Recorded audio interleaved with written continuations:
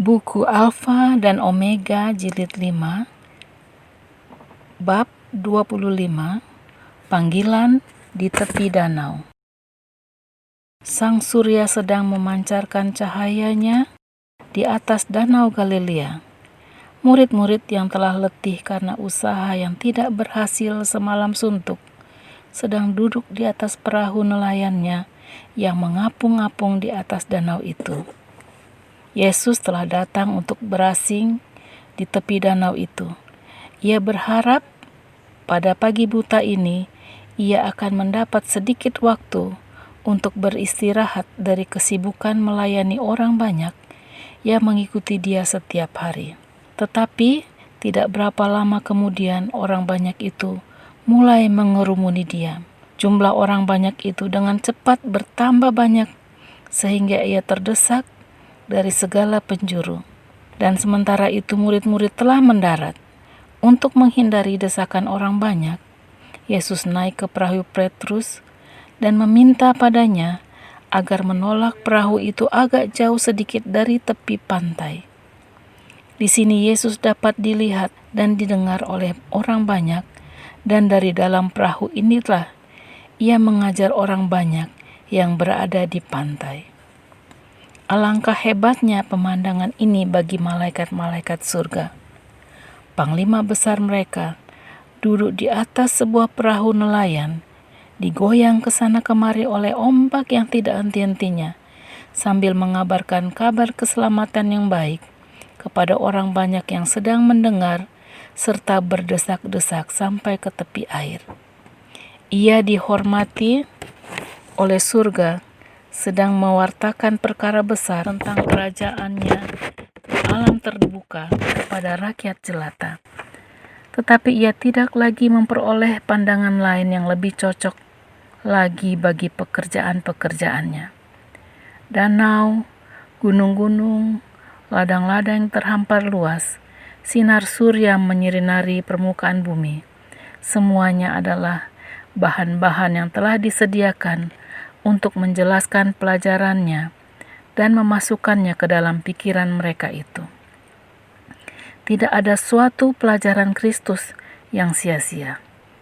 Setiap pekabaran yang terbit dari bibirnya, yang diterima oleh jiwa, adalah berupa perkataan hidup kekal. Setiap saat jumlah orang banyak itu kian bertambah. Orang-orang yang telah tua bersandar pada tongkatnya. Petani-petani yang miskin turun dari bukit-bukit.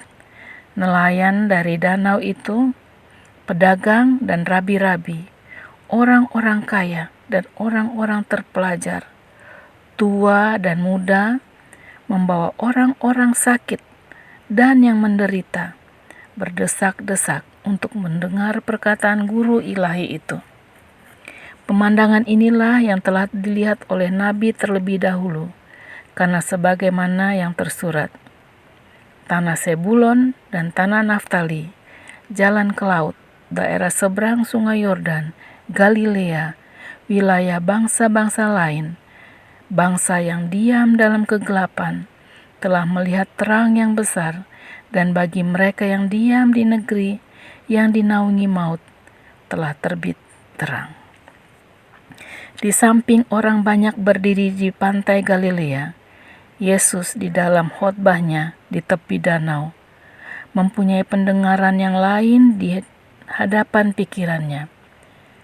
Berabad-abad lamanya, ia melihat umat-umat yang setia yang meringkuk di dalam penjara dan diadili dalam ruangan pengadilan, mengalami pencobaan, dibuang dan menderita sengsara.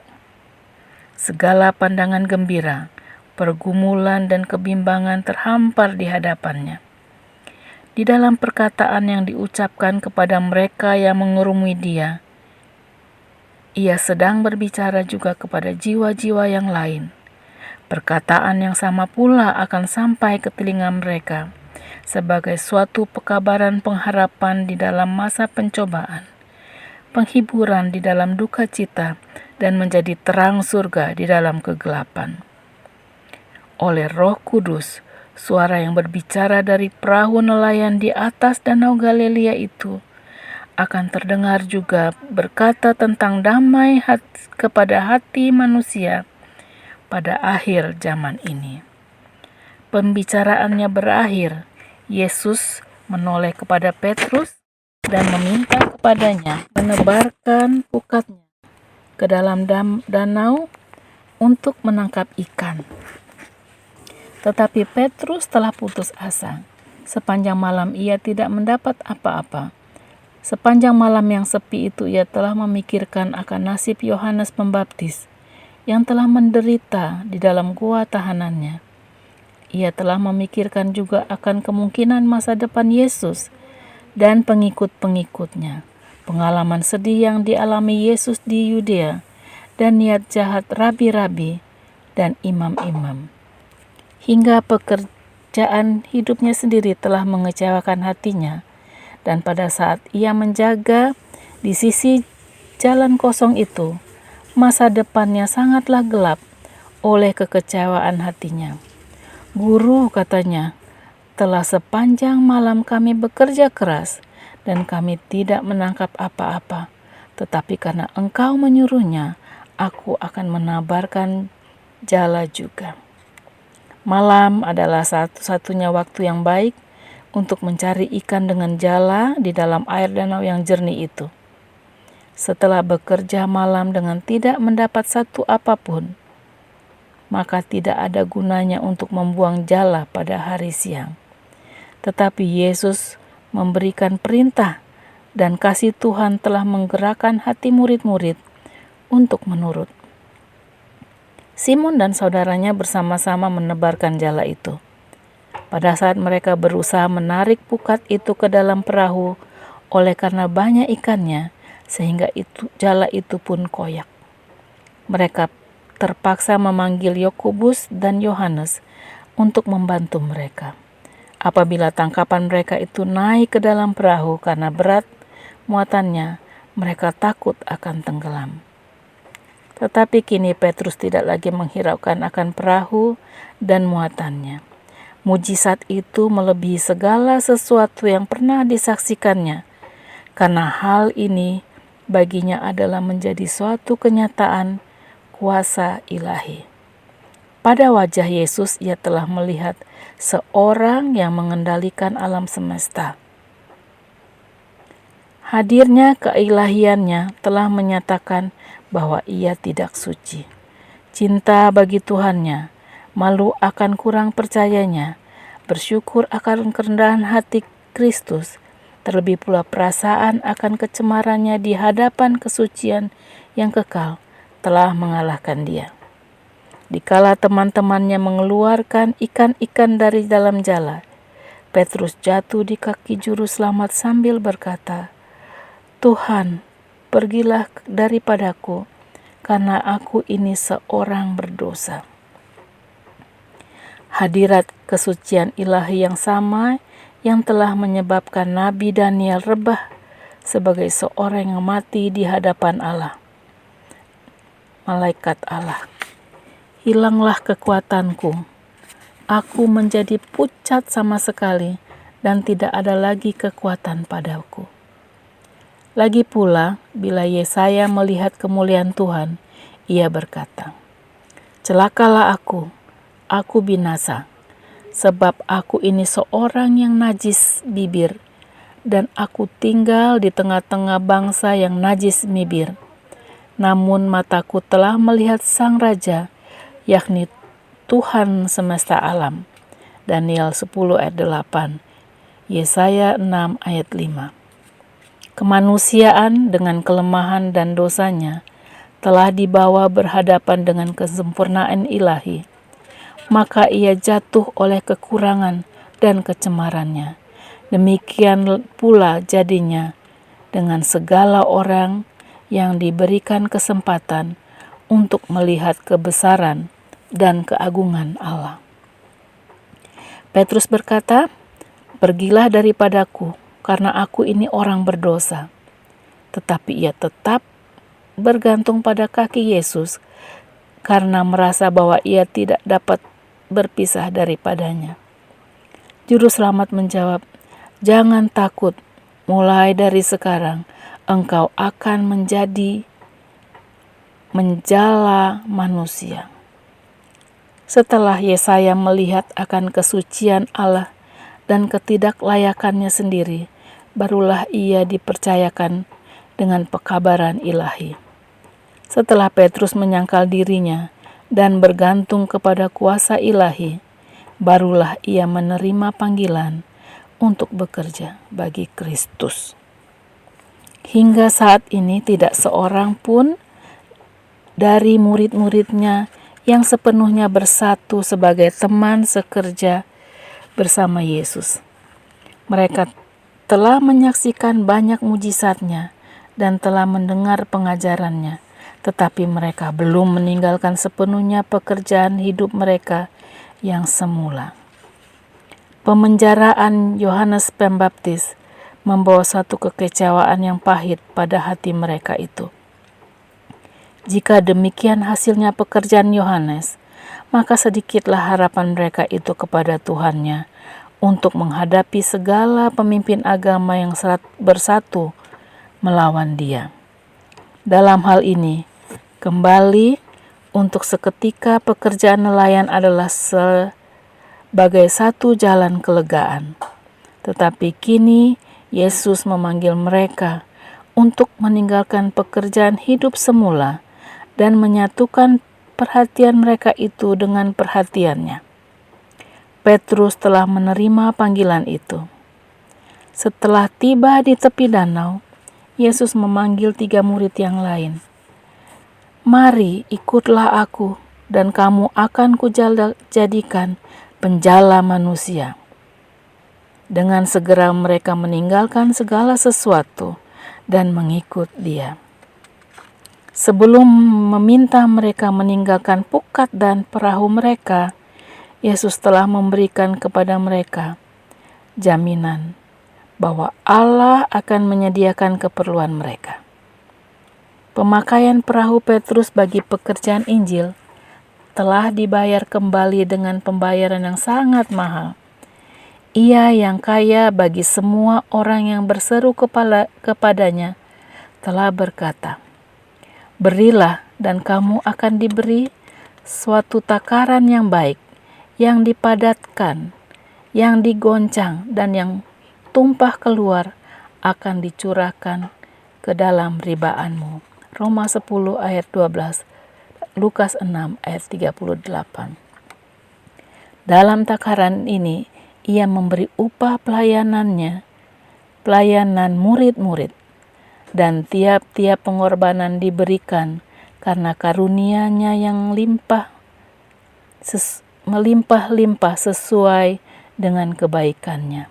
Efesus 3 ayat 20 dan 2 ayat 7. Selama malam yang sedih di atas danau, bila mereka terpisah dari Kristus, murid-murid sangat tertekan oleh perasaan kebimbangan dan letih karena usaha yang tidak berhasil. Tetapi hadirat-Nya menyalakan iman mereka dan membawa kepada mereka kesukaan dan kemajuan. Demikian pula dengan kita. Jika terpisah dari Kristus, maka pekerjaan kita akan sia-sia, dan mudahlah untuk tidak percaya dan bersungut-sungut. Tetapi bila Ia dekat dan kita bekerja di bawah petunjuk-Nya, kita bersuka-suka di dalam bukti kuasa-Nya. Adalah pekerjaan setan untuk mengecewakan jiwa. Adalah pekerjaan Kristus untuk mengilhami jiwa dengan percaya dan pengharapan. Suatu pelajaran yang dalam yang telah digambarkan oleh mujizat itu kepada murid-murid menjadi suatu pelajaran bagi kita juga, bahwa Ia oleh perkataannya dapat mengumpulkan ikan-ikan dari lautan, dapat juga menekan hati manusia dan menarik mereka itu oleh tali kas cintanya, agar hamba-hambanya pun boleh menjadi penjala manusia. Mereka adalah orang-orang yang hina dan tidak terpelajar, karena hanya nelayan dari Galilea, tetapi Kristus, terang dunia, dengan limpahnya dapat menyanggupkan mereka itu bagi suatu jabatan yang atasnya Ia telah memilih mereka itu. Juru selamat tidak memandang rendah akan pendidikan, karena apabila seorang dikendalikan oleh kasih Allah dan diabdikan bagi pekerjaannya, pikiran itu menjadi suatu berkat.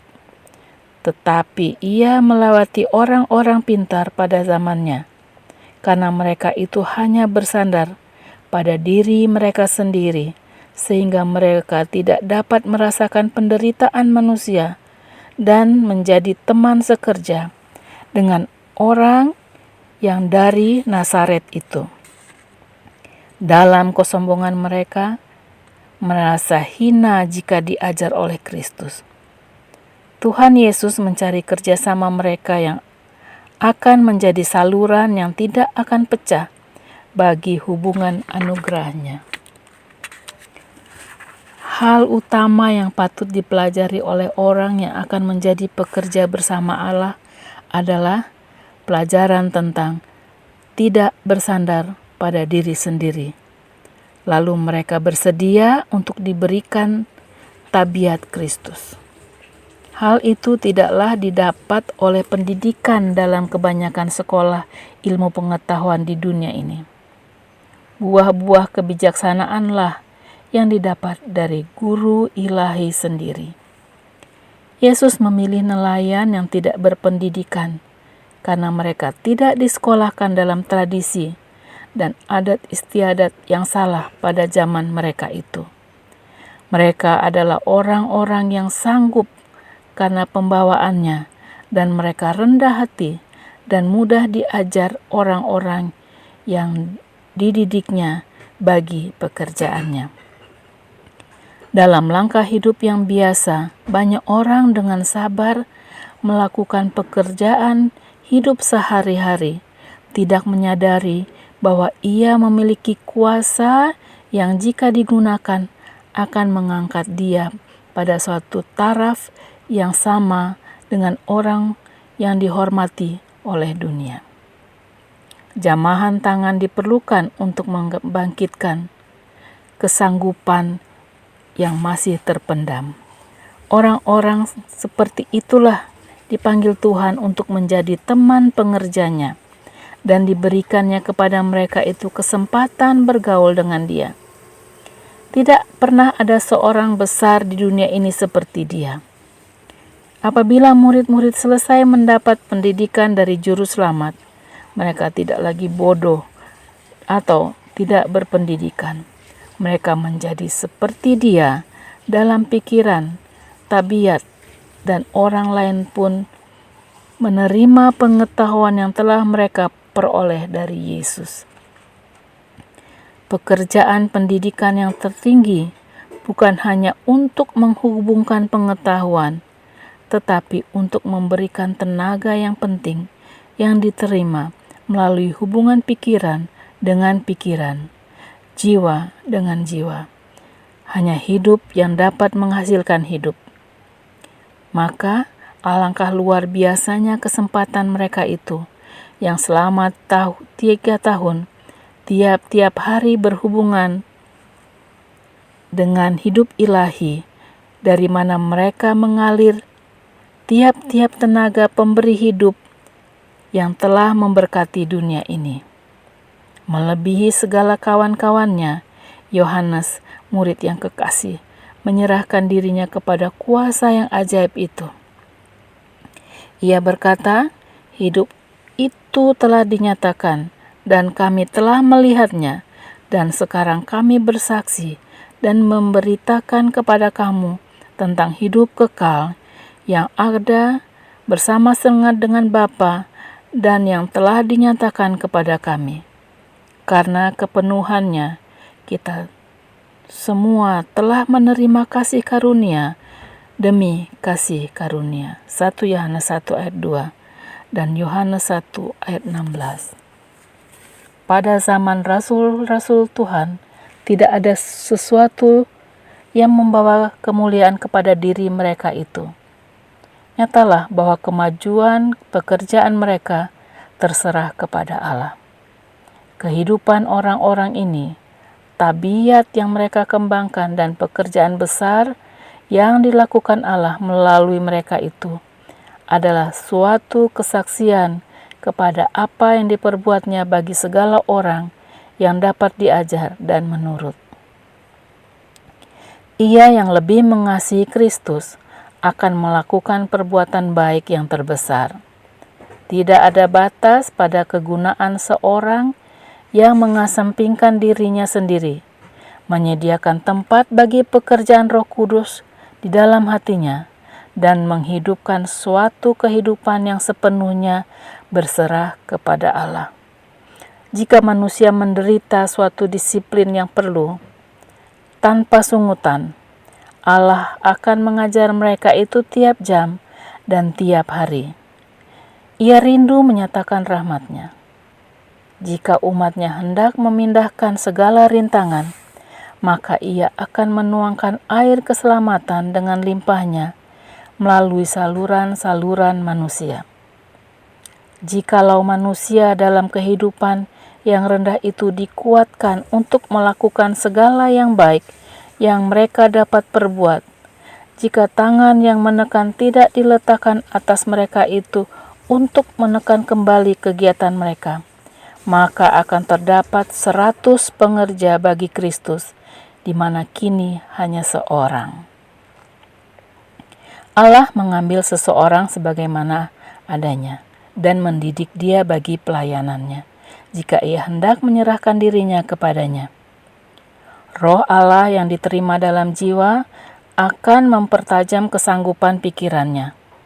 Di bawah pimpinan Roh Kudus, pikiran yang diserahkan sepenuhnya kepada Allah berkembang dengan seimbang dan dikuatkan untuk memahami dan menggenapi tuntutan-tuntutan Allah. Tabiat yang lemah dan ragu-ragu akan diubahkan pada suatu tabiat yang kuat dan teguh. Penyerahan yang terus-menerus membangun suatu hubungan yang begitu dekat antara Yesus dengan murid-muridnya, sehingga orang-orang Kristen menjadi seperti Dia dalam pikiran dan tabiat. Melalui suatu hubungan dengan Kristus, ia akan memiliki pandangan yang lebih jernih dan lebih luas. Penglihatannya akan lebih tajam.